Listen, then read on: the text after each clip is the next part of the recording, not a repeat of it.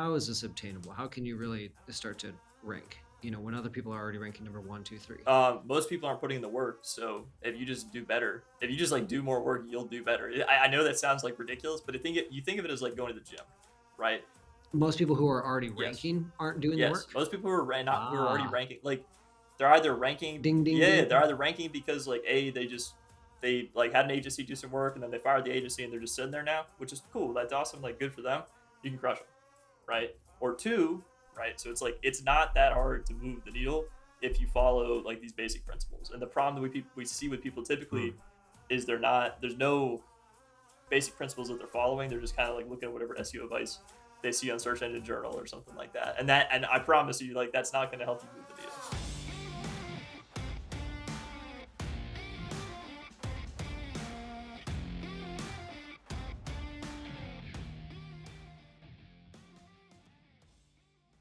Hey everybody, Brady here, host of the CareCast podcast. I'm really excited for you to listen to this episode. I just finished recording with our friend Andy Kolodgie. We sat down with Andy Kolodgie. He's an SEO expert in the real estate investing industry, and he's actually generating over 1,000 leads a month across multiple markets for some very successful investors, wholesalers. That wasn't just a clickbait title. And the reason I'm really excited for you to dive into this is because we've done other episodes on SEO, but he's going to show you the 3 things that you have to do to be successful with SEO in a logical, easy to follow order that you can do whether you have only time, only money, or both. So you get to decide how you want to invest in your SEO. And then the one thing that he touched on that I was kind of surprised to hear is how uh, SEO for real estate investing is not saturated. And I think that was a big eye opener for me, and it probably will be for you as well, is to hear how it's really actually not that difficult to break into the first page of Google and to potentially get number 1 spots, especially if you are in markets that are not that competitive, if you're not in a New York City, the LA, etc. Anyways, I got a lot of value out of this episode, and I hope you will too. Jump in, find out why SEO leads are some of the best leads and deals you can get, and enjoy this episode. Welcome, everybody, to another episode of the Carrot Cast. I'm your host, Brady Winder, and today I got my friend Andy Kolodgie with me. I'll reintroduce him to you in just a second. But what are we talking about today? We're talking about SEO lead generation, whether you're an investor or an agent. Now, we've done episodes on SEO before. We've done a whole podcast series on SEO, which we'll link up and from start to finish. But we're going to today give you the 3 things that you need to do. These are really the must-dos if you want to be successful with SEO. Things you can't skip over. These are the building blocks, the foundation for SEO. So some of you might be thinking like, SEO, is it really worth the time? I can do direct mail. I can just, hit a button. I can have somebody run Facebook ads. I can cold call, whatever. I'm going to tell you right now, and Andy will, Andy's going to talk about this today, but SEO leads are the best leads out there. They're the hottest leads out there. They're the most motivated. And that's why we do this at Carrot. They're the most motivated leads. And we're all about helping you build businesses of freedom and impact and consistent, predictable lead flow. And without a foundational piece like SEO leads coming in regularly, predictably, it's really difficult to do that. So we always recommend start building your SEO, which we're going to show you how to do that today, and then stack on other marketing methods. But you need that consistent lead flow. So, Andy, welcome back to the podcast, man. How are you? I'm good, man. I'm good. How are you? I'm good. I'm fantastic. It's a good day, man. I got a date tonight, so I put a collar on my shirt today. And yeah, today I'm like literally waiting for a text from my wife to find out if we are pregnant. We're going for extra kids today, and yeah, we find out today. Awesome, So man. it's a pretty good day for me, That's man. good, man. That's good. That's awesome. Good for you It's guys. good. And it's been a good day or a good week for you. We had originally titled this episode something about 750 plus leads in a month. And I was like, oh man, Andy, I'm like, I don't know. That's awesome. I don't know if it's believable. And then we're talking yesterday, and Andy says, "Hey, can you change that to 1,000?" He says, "We got over 1,000 leads this month." I'm like, "Let's do it. Let's do it, man." That's fun. So we're going to show you how Andy's getting over 1,000 leads a month across multiple markets, of course, but we'll dive into what he's doing. So Andy, we were talking at the last Carrot Camp you went to, and we were kind of laughing as you were presenting, but also our brains were exploding from the value that you were giving, and everything you were teaching us about SEO, because everything was critical. Everything was critical. Everything's the bread and butter.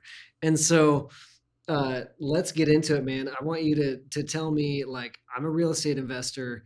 I got my website. Oh, that's another important thing to mention. Like, so we're doing this episode assuming that you have a solid foundation, meaning you've got your domain and you've got your website.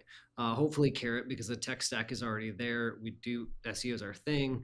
Andy's using Carrot. If you look at anybody who's doing SEO well in the investing industry, they're almost all on Carrot. So don't overthink that. So we're going to assume that you already have that set up, and then what you need to do. So what is the bread and butter? What's critical? What's the first thing? What is the bread and butter? That's a good question. So there are really three core pieces to SEO and any SEO strategy when you're trying to generate either 1 lead a month or 1,000 leads a month or anything between, right? And the three pieces are, it's gonna be links, content, and then time. And we'll kind of go through them one at a time. There's no specific order to them. Obviously, time is the x-axis. Time is just it's always relative. But for us, like when we start any project, we're doing links and content right off the bat, right? We don't start one before the other. We're just going in sync and stuff. And so on the link side of thing, something that we've talked about a lot with the investors recently is, people will call us and they'll be like, hey, I've been doing Haro, or I've been doing this, that, or the other to try to get links. I've been posting on Facebook, I've been posting on YouTube, etc. And the thing I always tell people is, like, there's no free marketing method, right? Whether you're doing driving for dollars, whether you're doing direct mail, cold calling, etc., you're spending money or your time in something, right? And so, like, you can do Haro and things like that, and that's a great tactic. That's a really good strategy if you have the time to put into it. But the thing with building links with Haro, for example, is your hit rate might be, let's say, 1 in 15, right? But you might need 100 links from Haro to actually get anything done, which means you're going to be shelling out 1,500 responses, which is going to take you 18 months, right? And that's 18 months of, like, you actually doing something every single day, every single week, sending out responses and talking to reporters and stuff like that. And so you could totally do that, but there are other alternatives to that too, which is basically kind of going down the buying links route, right? Which means you're just trying to trading your time for your money, or your money for your time there. So that was one important thing that I want to touch on. And then the other important thing was, we talk a lot about the laundry analogy, right? So a lot of people, when they come to us, they'll say, well, hey, I don't want to get any links going. I don't want to spend any time on Haro. I don't want to do anything just yet because I still want to dial in my on page, right? And that's great. And I encourage everybody to be dialing in their on pages. That's super, super critical. You need to be doing that to really have success in any market. But with that said, like, we talked about that third factor, which is that time factor. And the longer you wait to start building links, the longer you're extending your time factor, right? So it's like, if you start building links and you start doing your content on day one, you could be top of your market in 3 to 6 months, right? But if you do your content for the first 2 months and then you start building links after that, you're just extending your time horizon out by another 2 months, right? So. Okay. Yeah. I like that. So I want to break down a couple things that you had talked about. If you're advanced and you already get this, then feel free to fast forward 30 seconds while we break this down. But most of you probably, it would help to understand this at a little bit deeper level. So you had mentioned your on-page SEO. So we got on-page SEO and your off-page SEO. Your on-page is optimizing, what's on your website, and then you have your off-page SEO, building links, backlinks on other websites. You need both of those to be successful. All right. 100%. You can't win in any market realistically without both of them at the same time. You can't skip. Yeah, you can't skip. And so in backlinks, just to recap there. So backlinks, it's either time or your money. You can spend time or money. And then Haro, you had mentioned Haro. We've talked about Haro on the podcast before. Haro is help a reporter out, haro.com or helpareporterout.com. Yep. We'll link it up. But what's Haro in a nutshell, and how valuable is it to somebody starting out SEO? So Haro is basically you're pitching to reporters. So like Homelight might ask, or Zillow might ask, like, hey, what do you do when you buy a condemned house, for example, right? And then, like, you as a real estate investor would then respond to that and say, this is what I do. Here's like my 9-step process. Here's all my information, etc. And then if they really like your response, then they'll give you a link, right? Going back to the original issue, though, is like, you're competing with all the other real estate investors in the world doing the same thing. Right. Hit rate's got to be high. You got to be a really good writer. They send out the emails at 5 a.m., 12 p.m., and 5 p.m. East Coast time. So if you're West Coast time, you're waking up at 2 a.m. You know what I mean? So it's like, you got to start playing the game and stuff. And it's kind of like it's like SEO leads and PPC leads. It's like when they come in, they're motivated. It's like those horror leads. Everybody wants to be featured in that Zillow article, so you got to get on it, or you're gonna miss it. 100%. And the reason why we talk about horror a lot is because it's the free alternative, right? And a lot of times when people are starting in their Mm. real estate investing career, wholesaling career, etc., they want the free option, right? And so if you want the free option, like that Yeah, is the best by far, full stop, free option available. I always want the free option. I want a T-shirt that says like, "Just give me the free Yeah. option." I'm always about the free option. Yeah. So what's a I'm gonna tee this one up for you, but what's a great place to get backlinks if you're looking to buy backlinks? Well, I'm super biased, so that's a really tough question for me. I mean, so we spent a lot of time, obviously, like dialing in our strategy, right? And so we've kind of built up our own network of domains where we sell links off of them. So if that's something you're interested in Mhm. trading your time for money for, or vice versa, feel free to reach out on that front. There are other vendors out there too for links. The thing I'll say is that, and this is getting a little bit more advanced, but is really really critical, is it's identifying a high quality link, right? And a lot of people say, Hmm. well, the link needs to be from like a high traffic site, or like has a lot of traffic on it, or it's got to be like, in the same niche or something like that. At the end of the, High traffic site, meaning like Zillow or Forbes or yeah, Zillow something. or Forbes, that's a really good example. Okay.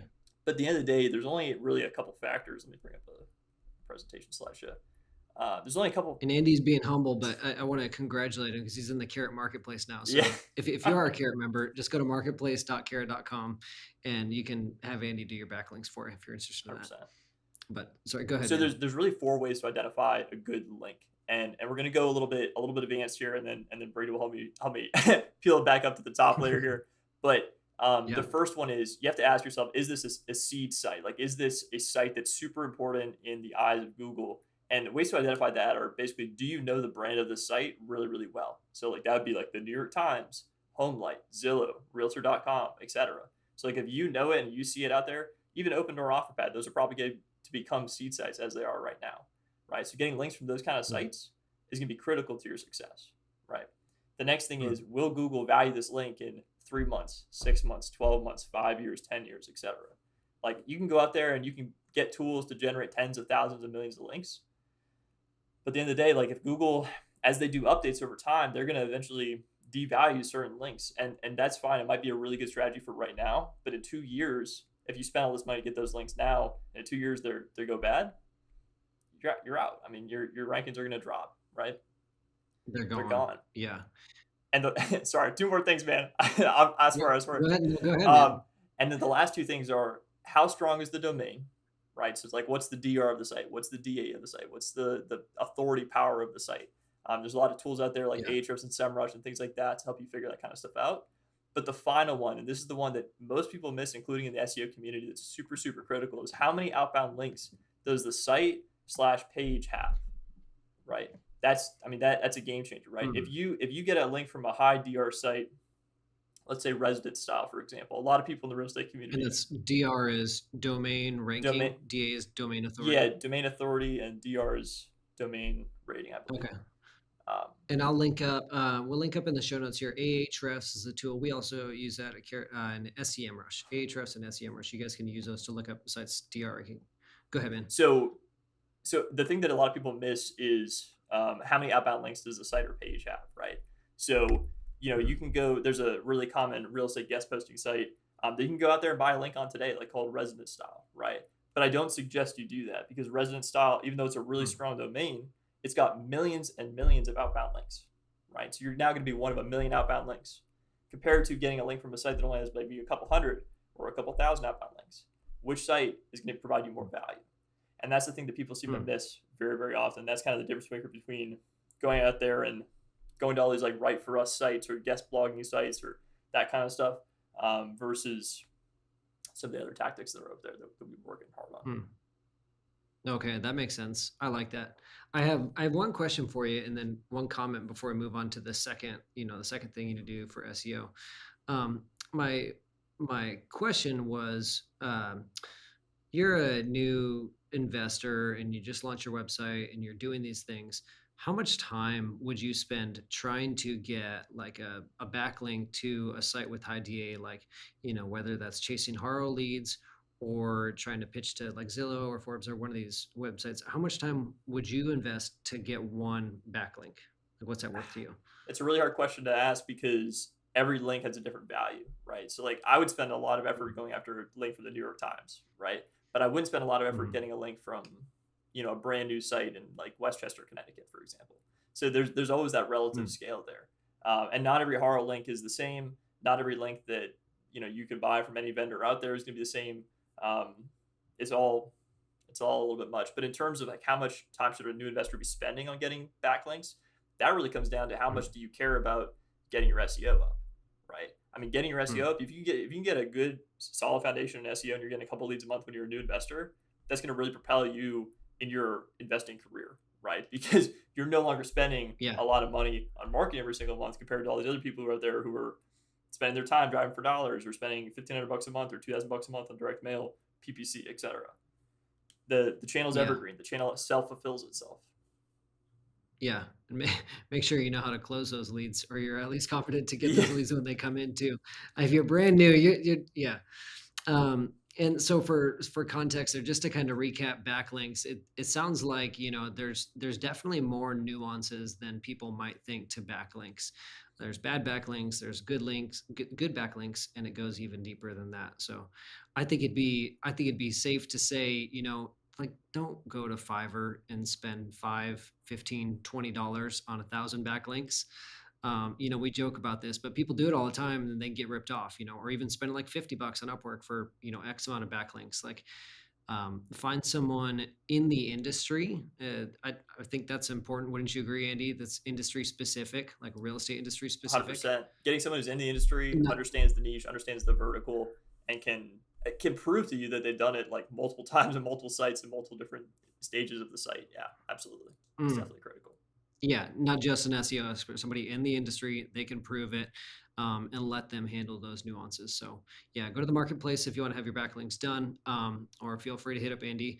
I don't think we've mentioned that in this episode yet. You and Keith Sant have a Facebook group. What's the name of the Facebook group? SEO meets REI. SEO meets REI. Yeah. So just look that up in Or SEO Facebook. meets real These estate guys are doing live investors, calls. actually. I think it's SEO meets real estate Yeah, investors. My bad. you're right. You're right. That's because I corrected you last time and I was Yeah. wrong. It's SEO real estate investors. We'll link it up in the show notes. But these guys are always helping people out, so feel free to join the Facebook group, and we'll see you in there. So the second thing, content. What do you mean by content? I feel like when people say content, a lot of like agents might think Instagram. You might think keeping up with your Facebook posts, your Google profile. Like, what is content, and how much do you need? So, okay, so content. So I think we need to preface this with that Google's a machine, right? Like at the end of the day, they're an Yeah. algorithm. They're a neural network, but they run on differential equations and all this other stuff. They're not able to actually read content, right? They can just interpret the Hmm. words that are on the page and make the best determination based on that information as to what your site's about, right? And so going out there and writing this like crazy long article that's like 5,000 words about how you help Betty sell her house, that's not going to help move the needle, right? But creating entity rich content that has a good keyword density and kind of can scale over the time, and where you touch all the major entities that are in your niche and in your vertical, that'll help propel you into having really good content. um, What's entity rich? so entities are kind of the things that Google's looking at to see how qualified that page is to talk about a certain subject, right? So an entity, the five primary entities that we look at when we're looking at people's sites are going to be sell, fast, buy, cash, and house, right? So if you have a really Hmm. good keyword density for those entities, you're going to do really well, right? And we say a good keyword density is around about 2%. If you're doing about 2% or higher, you're gonna be crushing it. You can go up to a certain point before it starts to kind of drop off. So like the difference between like 1.5 versus 2% is gonna be less than 1.5%, if that makes sense. Yeah. Okay. So yeah, in 2% meaning of the entire Yeah, page or of the post, yeah. and any usually. So would it be safe to say like anything beyond 2% of like that keyword density or entity density, whatever? You get what I'm saying? Anything beyond that 2% would be kind of considered keyword stuffing. The point where we're just trying to cram it in there, trying I to get wouldn't I you wouldn't get know. too worried about keyword stuffing. It's pretty hard to keyword Hmm. stuff. But I would what people typically have a hard time with is like, okay, so like let's say they crush the five primary entities, right? But like that's all they do. That's where you start to run into problems, right? So it's like you also need to get all the word probate on there, the word foreclosure, the word divorce. You need to think about like every single okay, here's the classic example, right? You wouldn't expect to talk about Barack Obama or Donald Trump without mentioning the word White House, without mentioning the word president, without mentioning the word Hmm. United States, etc. And you need to treat your site the Yeah. same way. So if you talk about sell fast, buy house and cash, then you need to talk about probate, foreclosure, inheritance, divorce, asbestos, water damage, like all these other key terms that are correlated with our niche and with our vertical. And the more you do that, and the Hmm. better you do that than everybody else in your vertical and your niche and your SERP, the better you're going to do. So Google wants to see context. Excuse me. They don't want to see that you're just talking about the keyword. They want to see that you're giving context for the keyword, and really that it's a good user experience, that you're educating around everything to do with that keyword. 100%. Yeah. So Google's looking for two things. They're looking for the best answer to the question, and the answer to the question that has the most breadth of information. So, for example, like if I ask you who's the president of the United States, right, and like you say Joe Biden, like Joe Biden is obviously the answer, but like you, in the context of like the Google search thing, so like you, how am I trying to say this? Um, using the word Joe Biden a lot will help you rank for that part of the query, right? But the second part of that question is all the Hmm. context around Joe Biden, right? So it's like he was from Delaware, he was a senator, he was this, that, the other, and so that's the breadth part of it, and so that's why the breadth part of it for the motivated seller space is the probate, foreclosure, inheritance, etc. And then the primary answer is that buy, sell fast, cash, and house entity stuff, because that's like the sell my house Okay. fast, we buy houses, cash for my house, cash home buyers, like that kind of stuff. That's why all five of those primary keywords make up from those five primary entities. Okay, gotcha. That makes sense. So we talked about I'm Yeah. tracking with you. Surprisingly, I'm still tracking. I'm like, I don't know if I can hang Yeah. with Andy. And if you're listening to this podcast and it's too much, then definitely don't go back and listen to the last one we did with Andy yet. Listen to it later. But we got a full series on SEO. No, you're good, man. I think this is really good so far. This is really tactical and it's implementable. So we talked about content as far as, like your homepage, landing pages, things like that. What needs to be on pages. What about posts? I guess what we were talking about is relative to blog posts as well, but like how many posts do you need?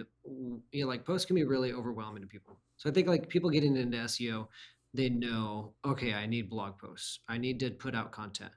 But I think they get overwhelmed when they're like, okay, how much do I do and what do I even start with? Even if they're outsourcing it, it's like, what the heck am I going to write about? Because it's limitless. Gotcha. So full stop. Don't even think about blog posts. Right? Ignore it. Take it out of your head. You don't need any informational content on your site when you're first starting out. Just focus on the transactional pages at hand. So that's going to be like the sell my house fast city state, sell my house fast state, sell my house fast, etc. City number 2, etc. Right?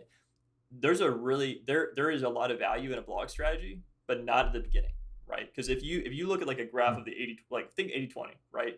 80% of the leads are coming from those transactional keywords. The other 20% come from the other stuff. And like no one cares about the other stuff right now. Like you're trying to make money today, tomorrow, the next day, not in 2 years. So like if you focus on the blog strategy, you're gonna waste your time, you're gonna spin your wheels. It's something that's gonna be awesome to do once you crush it for those primary like keywords for your transactional pages. But I wouldn't go to that strategy just yet. This is stage 0 on your car. Make sure your car is at stage 0 and your motor is running well before you throw a turbo on it. 100%. Yeah, it's like adding a roof rack before you even have the wheels of the car. Yeah. Like, That's a better analogy. Probably easier to understand. I like that.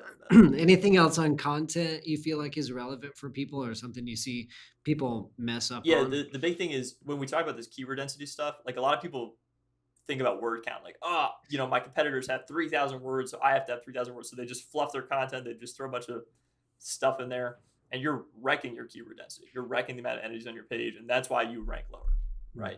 And so I promise that if you dial in your keyword density, you dial in your headers, you don't fluff anything, and you dial in your entities, and you get backlinks, like the motivated seller space for real estate investors is not competitive. Like people talk about it as competitive, it is not competitive. You can crush it. Everybody can crush it. You just need to put the work in to do it. It's seriously Interesting. that simple. It's these three pieces. I've been at Carrot I've been at Carrot for like almost 4 years now, and I think that might be. I mean, besides Trevor, I think that's the first time I've heard somebody just come outright and say like it's not that competitive. So we get people every day that are like, "How am I going to outrank so and so? They're number one." It just seems so unattainable. I guess let's transition. I was going to start diving into it, but let's talk about time first. Because that's exactly what we're talking about. Like, what's the time expectation of starting to rank for SEO? And let's kind of break down like how is this obtainable? How can you really start to rank? When other people are already ranking number one, two, three. Most people aren't putting in the work, so if you just do better, if you just like do more work, you'll do better. I know that sounds like ridiculous, but you think of it as like going to the gym, right? You're saying that most people who are already Yes. ranking aren't doing the Yes, work. most people who are already Ah, ranking, like they're either ranking, ding, ding, yeah, ding. they're either ranking because like they like had an agency do some work and then they fired the agency and they're just sitting there now, which is cool. That's awesome. Like good for them. You can crush them, right? Or two, uh, they don't really know what they're doing, which is like cool, but like they've done a little bit better than everybody else, and that's fine. Or just the market's not even that competitive in the first place, right? So I talked to a Hmm. guy. Actually, there's Seattle's a really good example. There's a hybrid agent investor up there that we're working with, and like he's had his site, he's been doing his on page, like he got his on page dialed in, and then we started working with him on backlinks, like I'd say 23 days ago or 24 days ago, and he's already top 5 in Seattle. It's been 24 days, right? So it's like it's not that hard to move the needle if you follow like these basic principles. And the problem that we see with people typically Hmm. is there's no basic principles that they're following. They're just kind of like looking at whatever SEO advice they see on Search Engine Journal or something like that. And I promise you, like that's not going to help you move the needle. Um, A random acts of SEO. yeah, Something. and then in Yeah, terms of not timeline doing a lot. too, like I forgot to answer your question. Like you in any small to medium, any market that's not like a mega market like Chicago, LA, DC, etc., maybe even New York City, like you can rank top 3 probably in 3 months or less, like pretty easily. And then for the biggest cities, Interesting. it's probably like 4.5 months. And then for doing like a whole bunch of cities in the whole state, 6 months. And then for doing like the whole state, all the cities, you could probably do it in 6 to 12 months. Probably closer to like probably closer to the 9 to 12 month side. Hmm. But of course, that's going to require time. It's going to require effort, and it's going to require money, right? Because you got to get the And that people. might. Well, yeah, and that might sound like a lot of time to people, like, oh, 3, 4.5, 6 months, like, oh, that's a lot of time. But what I think about is like, even with other marketing methods that are, tried and proven, quote unquote, like direct mail, most people are not gonna hit it right off the bat. Even when you're hiring an agency, it's gonna take you and the agency time to work out some of those kinks, figure out what messaging works in your market, and figure out how to get your costs down. And so, yeah, like Andy said, it's time or money, and it takes time to get the kinks worked out. Yeah, something unique about Yeah. SEO versus direct mail and stuff is like the SEO is the same across all markets, right? The conversion principles Mm. are going to be nuanced based on different markets, right? Because like something that we've talked a lot about with between Liz and I is we see that in the rural markets people prefer to see a person more so, like they'll go to the about us page more often, and then in the larger more urbanized markets they'll go to the our company page, right? They're looking from our perspective, it Mhm. looks like they're looking for the company credibility, the BBB, the Google reviews, etc. And then for the more rural markets or more probably like lower income markets, they're looking for that individual person to connect with that understands them, right? Yeah. So that like those little nuances change, and that changes the conversion ratio. Like the conversion ratio between some of our pages in certain cities that we're in, even though it's the exact same template. I mean, it can Yeah. vary wildly, quite a bit. So yeah, Interesting. That is wild. When you were talking about like a lot of people ranking number one, excuse me, number one, two, three, usually aren't trying that hard. It makes me think of it was the last Carrot Camp where you were there, and remember we had I don't remember his last name, Matt Moho. yes, Matt, he's Uh, crushing right now. Yeah, he's. I was just talking to him last dude, week. Yeah, he's doing a really good job. Matt Moho, the mobile home guy. And so it's funny, a lot of people that a lead comes in through Carrot, and if it's not something they're used to dealing with, they usually throw it away. And so Matt gets up here at CareCam and starts talking about like, everyone's throwing away their leads. I don't know why. They're really valuable. I'm making a really healthy living off of it. I've been doing like really, really well. I want to try to get him on the podcast, but he doesn't want to share all his secrets. So we'll see. We'll see if we can get him on. Anyways, he's saying like everyone's throwing away their mobile home leads, and I don't know why. And so he said this is just like super low hanging fruit. Even if you don't want to actually deal with the lead, like just get the lead and then pass it off to me, and I'll give you 50% who, I'll close on it. So, anyways, I was talking to him at lunch and I was like, okay, how you like if I wanted a side hustle right now, which I don't, and I don't have time for, but it's like if I did, how easy would it be to go rank for something like buy my mobile home or sell my mobile home fast, in Oregon? And he's like, let's Google it, let's check it out. And I was like thinking like, surely this is going to be cluttered. It's for the state, for the whole state. And so we go Google it, and there's like, I think that at the time there's like one person like trying to, you look at, I mean, there's rankings, but like the number one person, surely it was a carrot site, and you check it out, and they had done some really basic stuff, but they hadn't really optimized the page real well. There was still like, I don't think there was a bio in there. There wasn't much personalization. There wasn't a lot of content on there.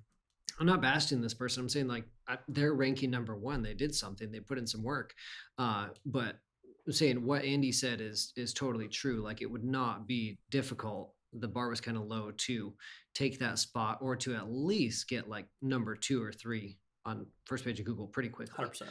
And it's crazy. And we're talking like statewide. Yeah. Like really valuable leads that people are throwing away. I'll throw out that Matt has a mobile home Facebook group that I think he's starting right now, and so I wish we could link to it too, because he's helping people like JB and stuff, like with deals out of market and stuff. He seems like a really nice guy, so I definitely would encourage people to reach out to him if they're in the mobile home sector and stuff. Okay, I'll get a link to it. We'll try and find it on here, as long as it's not super top secret. No, it's not top secret. I'm in it. I'll send you a link to it. That'd be good. Okay, cool. But something I want to touch on too, briefly on the conversion side, because you were talking about the top 3 rankings and stuff, is conversion is not about getting people to fill your form. That's not what it's about at all. That's like the biggest nomer. The difference in conversion rate between like a regular carrot site and like some of these like spoofed up carrot sites you see, it's minimal. It's very, very minimal difference at best, right? The difference is how many times can you get a seller to only fill out your form. That's the difference. And that's where most of the money is made, right? Because if a seller only talks to you, it's going to be a very different conversation. Versus someone else. Ooh, you just opened a can of worms. We don't have a lot of time, but I want to touch on this real quick. So what's the magic that gets somebody to only opt into your form on your website versus bounce into the next 5? It's either touching, for us, from what we see, it's either touching the pain point and then creating the connection, right? So like for us, if you go to any of the sites that we're operating, like there'll be the personal touch. There'll be like Andy and Liz, family friendly, that kind of stuff, right? And then we'll like talk about like how we used to travel to each other up in Vermont and stuff. So like we treat the header pages, the how it works, our company, about us, etc., like all those pages is just conversion pages. It's just like, hey, literally just only talk to us. Like, we're going to treat you right. We're going to do what's best for you. And then all the other pages are just about getting the rankings, right? Because like at the end of the day, this is a problem we've seen for a lot of people, is they'll buy some course and they'll get this like really pretty site or whatever. And like, that's great. But it's like, if you can have a pretty car, but if you can't put gas in it to get it to go anywhere, like it's just a pretty car that sits in the garage. You know what I mean? Yeah. So I'm hoping that people, as people see that, like they'll start putting gas in their car and they'll start trying to get us to rank and stuff, and then they'll start getting more leads, start getting more deals, and start seeing that return on investment. Because that's what we're all here for at the end of the day, is that ROI, right? If we can't get an ROI, we're just wasting money and time. Oh, that makes a lot of sense. And, on the podcast and everything we do, we talked about like building authority and building credibility. And I think what you're hitting on is making that personal connection with the sellers, the people on your website, and showing them that you're a real person, which it's a piece of credibility. Saying, hey, I'm a real person. I'm local. This is my family. This is who I am. And yeah, making that connection. 100%. I love that. And just you first. Go ahead. Oh, I was going to say, like, what's the best example you've seen of this? It can be one of your websites. I don't care, like, of somebody like making a personal connection. Like, how would you, like, what's that look like on a page? What's an example of something you would? I'm going to be biased, right? Because like I know what our conversion rate is, and I've never seen anyone else kind of go above it. But I'd be interested to see Carrot's data and have them report who has the highest conversion rate on their sites, because that'd be what I'm really interested in. And Mm. something nuanced there is it's very important to like we don't run any PPC, right? So it's like we're purely SEO, and an SEO conversion rate is gonna be way lower than a PPC conversion rate because the keywords are more broad, right? So like you could pick up some weirder traffic on an SEO key, like an SEO page versus PPC where you might just be targeting sell my house for cash, right? Sell my house for cash is a conversion is like 25% plus, 26% even. Versus like on an SEO side, I'd be really happy to see 23 or 22%. That would be really good. Mm. Um, Crazy. So what type of content are you putting on there on the to on the page to get some of that conversion? um, trying to get the testimonial on there, obviously the personal touch, like the face, the body.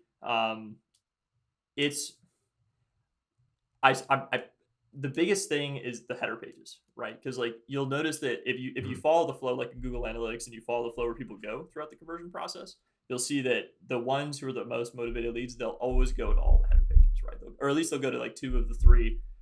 Sometimes they won't go to both their company and the About Us page. They'll just pick one of them, but almost always they'll go to that Mm. How It Works page, right? So that's what I've Mm. seen at least. Okay. Um, I like and that. That's a good the tip. one thing I'll say too, and I have to say this is so like we run property leads, right? Which is the only it's the only marketplace of SEO leads in the country, right? So it's like there's no other Yeah. motivated seller lead platform that's selling like pay per lead products that offers SEO leads exclusively, right? It's like we're the only one. And Mm. something and part of the reason why the leads are so expensive at property leads is because we focus so much on that conversion process and we try to focus so Mm. much on making sure that the seller only fills out our form. And that's why our profit per deal on property leads is going to be a lot higher than if you go to some of the other vendors that are out there. So Interesting. What is it? It's yeah, propertyleads.com. propertyleads.com. Yeah. Properties. Yeah. Yeah. These guys, Andy just launched this, so I'm really excited to see how things go. I think you guys are gonna crush Yeah. it. Thanks, man. Properties.com. And something Yeah. well, the other piece too Go is ahead. like, having like an all US based phone team to pick up who like understands real estate investing, understands the process, can actually get the asking price and really have that conversation with someone versus again some of the other people who are just they have a team out in the Philippines picking up the phone and again going back to the conversion process, right, is like if you want a natural handoff with the seller, like they want to talk to an American, right? They want to talk to someone who understands their problem, understands what they're Mhm. going through, and can have that real conversation and stuff. So that's all just all part of it. Yeah. It makes a lot of sense as being genuine. 100%. Um, so I want to kind of start to wrap the episode up here. What's we've talked about like at this point, people have all of the tactics they need to do. It still sometimes can be overwhelming, but I think you've done a really good job of breaking it down into like simple steps that people can do, whether they have time or money or both. Um, you know, if you had one thing to say to someone who still doesn't think like, I'm never going to be able to outrank or, this is going to take too much time, like, what would you just say to someone to kind of motivate them, kick them into high gear to be like, hey, this is achievable and this is why this is so important, critical to go after? I wrote that this somewhat long quote yesterday, and I think I ran it by you too, just when we were talking briefly. And it's ironic in real estate of all industries that building a website is not more common. In real estate, we talk about generational wealth, buying assets, building houses, etc. And building a website is just like building a house. So it's funny to see that real estate investors don't treat their websites like an asset. Your website can grow with you. It can be Mm, leased. It can be sold if it's good. Focusing on hamster wheel marketing is like wholesaling your entire investing career, never buying a house once, and then saying you're a real estate investor. So for mm, me, from my perspective, it's critical that as a real estate investor, you have assets that you grow that help propel your financial career, right? So you can pass on that generational wealth, etc. So mm. get into high gear, get a website. Like it's it's not as hard as it sounds. I Yeah. promise. Like we talk about a lot in the Facebook group. We go live every Wednesday. Brady's in there sometimes too. I think he was in there this past Wednesday.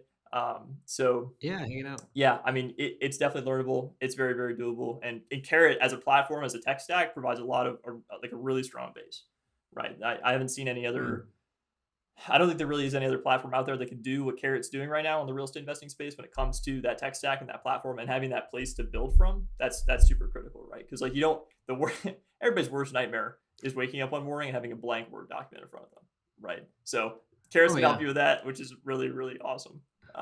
So yeah, Yeah. I love that. Thanks for sharing, man. And I love the analogy. It's like, when you put it that way, how can investors and agents like not care about their house, yeah, it gives me this image of like, if you started a website, didn't finish it, or you haven't got a website up, it's like you, it is your stale, dank, rundown mobile home filled with spider webs that is getting foreclosed. Yeah, It's like, that's your website. yeah. You are a It's motivated getting website dark seller. dramatic. Like, you, it's not. Yeah. So Motivated website seller. I love it. Awesome, man. One more question for you, and then we're gonna do a little new segment, something here on the podcast. A little surprise for y'all. I want to know, what do you? Well, you're working on property leads right now. That's your new adventure. What's your end game? Like, what are you hoping to do in the next couple of years, man? What's driving you So right now? the biggest thing for us is we're pivoting, we're positioning our company to kind of be the thing that helps real estate investors grow their marketing in some form, right? So like Carrot's doing a really good job of like Yeah. giving them the tech stack to do that on the website front. We want to make sure that we can handle Mhm. their marketing the best way that we really can. And so I think we're crushing it right now when it comes to marketing and getting investors deals and stuff. And so that's the biggest thing right now. It's just like getting that lined up, bringing in more lead flow, bringing in more partners and stuff like that, and then finding out what they need for their next step and their next process, so we can kind of fill that gap for them. So That's yeah. awesome. And why? Like, what pumps you up about that? Why helping people with their marketing? You just love, the process of it, or you love helping people with their marketing? What is Yeah, it? I mean, like I love the real estate investing community. I'm gonna be here for a long time in the real estate investing world. Like this is like the cart, or this is the horse that I've attached my cart to for at least the next 40 or 50 years. So I'll be here, Mm, and I like talking to real estate investors. I like the process. I like investing in real estate. I don't do as much of the real estate investing acquisition side of the day to day anymore. That's different partnerships and stuff like that. But I can say that for any lead that's not bought, we're doing the deal ourselves, right? So we did 11 contracts last month. Like we're doing, the flow is here. It's just like we want people to kind of come on and join the bandwagon so we can start helping them too. So that's awesome. I appreciate that, man. It is a good community, and especially within like the marketing SEO community within real estate investing. It's a real tight, very collaborative, helpful 100%. community. So it's cool to see you being a part of that. We appreciate you, man. The Um, Well, the other thing I was going to say is yeah. like people scarcity mindset. That's the biggest thing I've seen that's really been bothering me recently on the Mm, SEO side. Is a lot of people. I've been blocked by a lot of people on Facebook when it comes to the SEO world, which is just like hilarious. Um, and it's just funny, right? Because it's like we can all win together. Like we don't need to win separately in our own like closed off door. Like I tell everybody exactly. Agencies don't want to Yeah, hear I know. that. But like I tell everybody Yeah. exactly what we're doing. Like there's no big secret that we're doing that I haven't shared on this podcast today, or especially in the Facebook group in more detail, right? So it's like Yeah. just do the same thing, and like if you do it better, like you'll beat us. Like it's simple as that, right? But I also Yeah. work all the time Challenge and every accepted. weekend, so it's gonna be we're gonna race, you know. That's awesome. Challenge accepted. If you can outwork Andy, you can do it. It really is attainable. One thing, I know I said one thing probably three times, but we forgot to, we got to fulfill on the promise. You're getting over 1,000 leads a month. So we told people how, but just context for this. How many markets is this across? Because I want people to understand, like, this is this achievable. is You're actually pulling in a lot of this leads. is nationally. It's across a variety of different websites. There's some markets that we have like more than two websites in. But I would say we're above 1,100 this month, not counting duplicates. So if you count duplicates, it's going to go up. But if not counting duplicates, we're at 1,100. Hmm. And then I know you have a really quick way of breaking this down, setting expectations for how many leads, how many SEO leads to expect based on your market Yes, size. I What's have the that slide formula? up right now. This is perfect. All right, so Yeah. this is the two things, right? So you can expect 10 to 20 SEO leads per million people per month if you execute this plan, right? And that's form fill. So it doesn't account phone calls. And then the second piece is the lead growth per month follows the Fibonacci sequence. This is something that we've like ran into because by the fifth or sixth time you've done this, it's like you start seeing the pattern, right? And it follows the Yeah. Fibonacci sequence. And you don't really need to know what the Fibonacci sequence is, but if you go look it up, you'll see the growth, and it goes like 1, 3, 5, 8, 13, 21, 34, 55.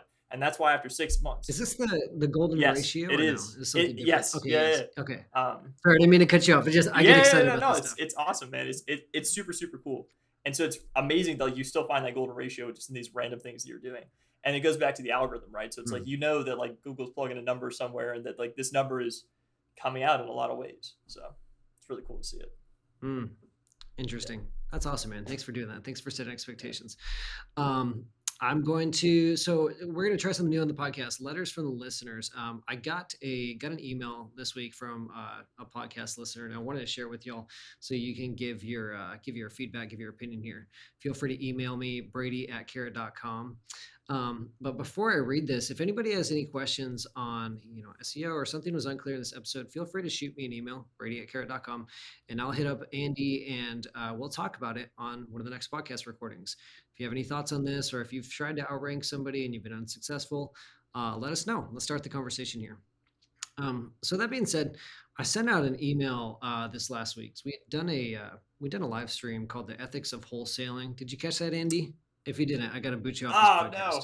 no, I know Keith was on, and I think Christina and Tim or something like that too, right? Yeah, Keith was on. It was really good. It was the second one we'd done. And just, I mean, really, we were talking about some of the potentially gray areas there are with wholesaling, some of the unethical ways there are to go about wholesaling, trying to highlight some of the good wholesalers who are doing this really ethically. And I mean, I like what Keith said is that this exists in any industry. Anyways, I sent out an email about this last week, trying to, share this episode with people. And I said, hey, what are your thoughts on why agents have rift with wholesalers and investors? Like, what are agents' issue with wholesalers? Because there's always seems to be this sort of like butting of heads. We work with agents and investors, and it seems like they don't always see eye to eye, and there's a little bit of a misunderstanding for some reason. And so Ed. Ed emails me and he says, basically, a lot of he has a digital marketing agency that markets to agents, and he says all but one of them complains about wholesalers, and he asks them the question, why aren't you wholesaling? Why don't you stop fighting them and join them? Which I hear a lot of wholesalers say this. And he says, I even explained to them they can make almost 3 times as much off one deal if they approach the market like wholesalers do. And agents, this is for you listening, investors, wholesalers, you probably already know this, but for the most part, real estate agents all want seller leads. They never really want buyer leads, which could be investors like me. They want seller leads because they're easier for them, yada, yada. But they only get about 1.5% after splitting it with the other agent and their broker. What they don't understand is if that they acted like wholesalers, they could find properties not listed with an agent that need repairs. Properties that most buyers don't want because they want quote unquote move-in ready. Connect them with an investor for a 10% commission, and they keep the whole 10% because there's no other agent involved. Later, the investor is either going to need an agent to sell the property or rent it out. If they sell it, it's basically 1.5 in commissions. Overall, they'd make 11% acting as a wholesaler versus 1.5% as an agent. Usually they just complain more, but about 10% of them think, well, why didn't I think of that? And so it's interesting. I think a lot of what he said is true. But I think I'm asking this to the audience, and maybe I'll ask you, Andy, is like, I feel like there's still a disconnect between agents and investors. Like, why don't more agents go after wholesaling, and why aren't they as open to trying some of these to an agent what may be like an unconventional method? It's not the typical route that people would go. I have my own thoughts on it, but if you guys have thoughts on it, email me and I'd love to know. We'll bring it up on the next podcast. But Andy, you have any thoughts on that? It's a can of worms. I would say that a lot of real estate agents aren't focused on the bigger picture of what real estate really is. They're focused on the sales and the marketing of the object itself. And so they're focused on the single transaction as like an element, like as like the one channel to do a transaction, versus all the possible options. And the thing with wholesaling too is I can say specific, I've been on the phone with, I think 120 people at this point in the past 2 weeks, right? Investors, wholesalers, flippers, etc. And the one thing I'll say is that flippers, people who are more deeper into the community, basically like typically flippers and stuff like that, are typically more like they get it more, right? They have a better respect. They have a better conviction and respect of the seller, right, than someone who's just starting the community, just starting in the industry and stuff. And I think that's why when like wholesaling is viewed as this like quick way to get cash and stuff, and it can be like that, but it does give the community a bad rep when you have people on TikTok, slinging paper for mobile homes and stuff like that. And like,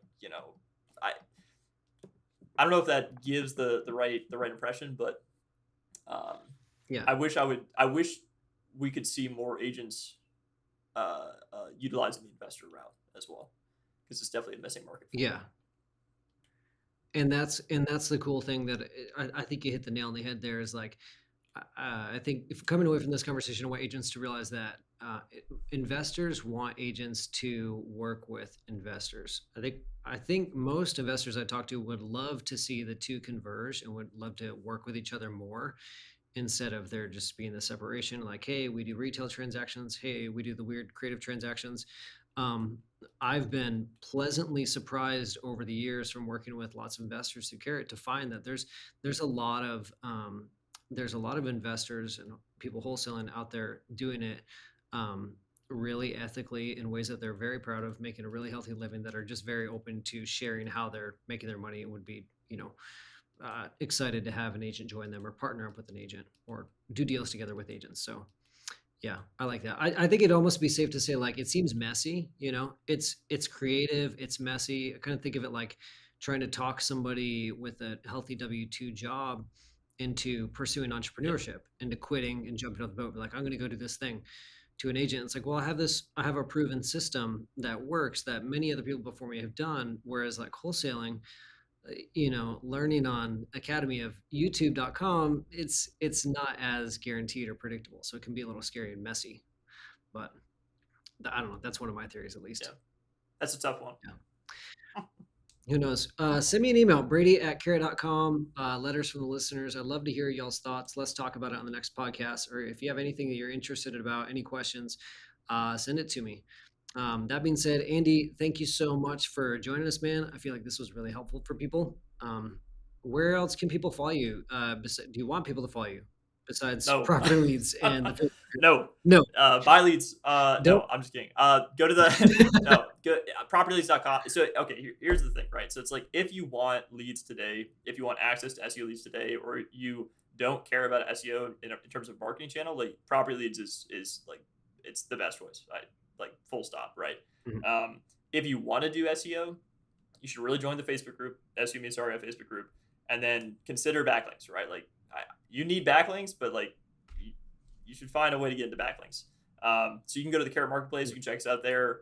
You can go to the Facebook group. We don't pitch in the Facebook group. Like, you wouldn't even really know that we sell links in the Facebook group, but it's like they're there if you ask people, if that makes sense. So yeah.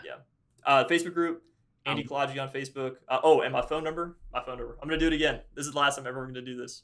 My phone number is 202-570-4651. This is the last time I'm giving out this phone number. I'm going to keep it active for like probably 2 or 3 more months before I literally get a new phone. I was going to say, you might have to change it in the future. Yeah, I'm going to change this phone number. Yeah. But for now, I will keep it active. I've responded. Everybody's reached out thus far, but I've always responded to. That's awesome. People. Well, cool, man. Well, I seriously mean this when I say it, but thank you on behalf of our audience and the Carrot community. You're doing a lot. You're doing a lot for the community, and we appreciate it. Helping other people be successful and not holding back, just being that beacon of positivity and possibility for people. It's something that totally aligns with what Carrot does, and we appreciate your realness. Thank you, man. So thanks for joining. Go to Carrot Camp. Everybody, if you're not going to Carrot Camp, if you're making 100K, I don't know what is 100K a year or something like that, but it's like, go to Carrot Camp. Carrot Camp is the best. Dude, Keith's going to be there. Keith's way cooler than I am. I'm going to be there in September and stuff, so go to Carrot Camp. I don't know if this is coming out after Carrot Camp or before Carrot Camp, but you should go. I think this will come out probably by the time this comes out, it'll be like just sold out. At the time of recording this, we got a couple spots left, but just in case, go to carrot.com and it'll tell you.